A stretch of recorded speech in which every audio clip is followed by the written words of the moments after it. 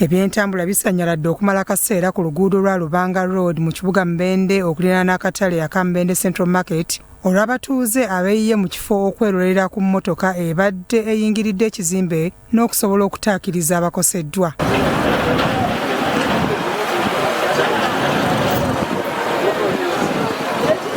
Kitegeerekese nti omuntu omu nga mugoba wa bodaboda yakoseddwa mu buzibu buno era addusiddwa mu ddwaliro nga biwala ttaka so nga n'ebintu ebiwerako omuli ebitaala by'oku nguudo kw'ossa n'ebizimbe byonooneddwa. Tugeza okulaba emmotoka ekkirira n'etomera sign post n'evaawo n'edda ku kitaala kyonna n'ekikuulayo ne kidda waggulu ku mmotoka waggulu.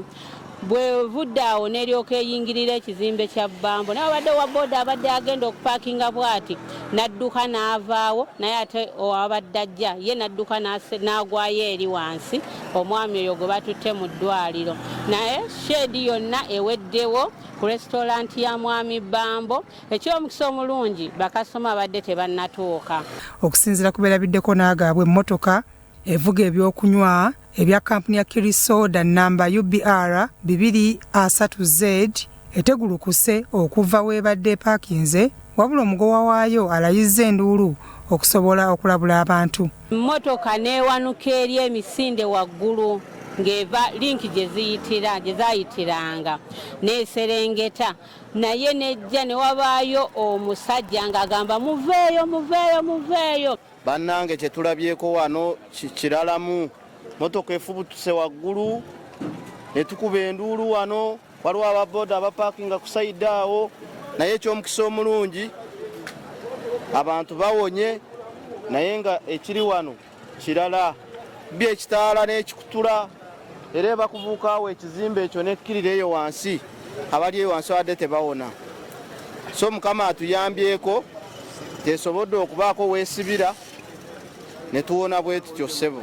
Abagoba ba bodaboda abadde batera okupaakinga mu kifo kino mmotoka weekoze akabenje batubuulidde bwe bibadde. Agenda kulya mu Bambu omulala nenkuba omulanga nange nenziruka bwemaze okuziruka nendaba mmotoka nekuba ekitaala bwemaze okukuba ekitaala neyingira hotel Bambu hotel awo netukola ki nekuba wa boda omulala nemusuka mu kinnya wano naye bangamba ali bubi naye bamututte mu ddwaliro. Tudde waggulu eri nekijanga kikulukuta speed temubadde mu dereva nekijanga kibadde kitomedde tupaakinga wano wennyini wano bwe tukolera kibadde kitomedde naye Mukama atuyambye nekiwaba. Twebaza Katonda okutukuuma nga tuli balamu naye nga tubadde tugenze tuba tubavudde ku maaso. N'abakozi ku kizimbe ekiyingiriddwa mmotoka nabo boogedde engeri gye basimattuseemu.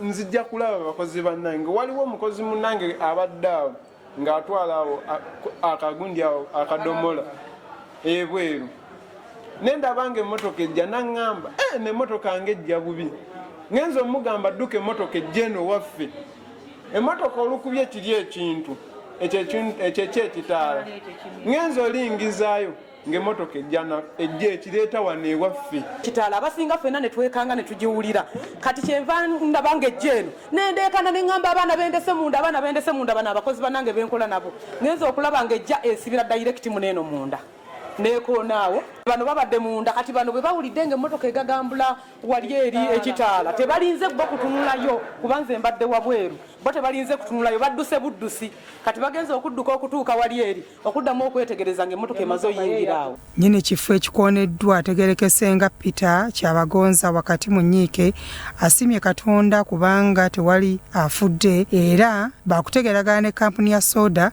okusobola okuzzaawo ebyonooneddwa. Accident zibaawo bwe zityo naye bintu bingi toyanza Katonda nti obulamu bukyaliwo kubanga abantu bangi bapaakinga wano abasigadde bakasoma baliira bweru awo nga batudde bintu bingi abantu bandifudde bangi kubanga olabira ddala accident ebaddewo eno yandibadde etutte bulamu naye toyanza Katonda nti obulamu kwe buli ebisigadde bisobola bikolwa bantu ekintu ky'emmotoka kyekoze tukiraba it's a mechanical issue naye ndowooza katusooka tufuna report ya traffic then tusobole okufuna conclusion eddako naye kyamaanyi tugenda kufuna okutegeraganya ne kampuni eyo tulabe engeri gye tukikwasaganyamu kubanga right now we cannot make any conclusion about it. Poliisi ey'ebidduka etuuse mu kifo kino n'egyawo emmotoka ebadde ekoze akabenje ng'okunoonyereza kugenda mu maaso.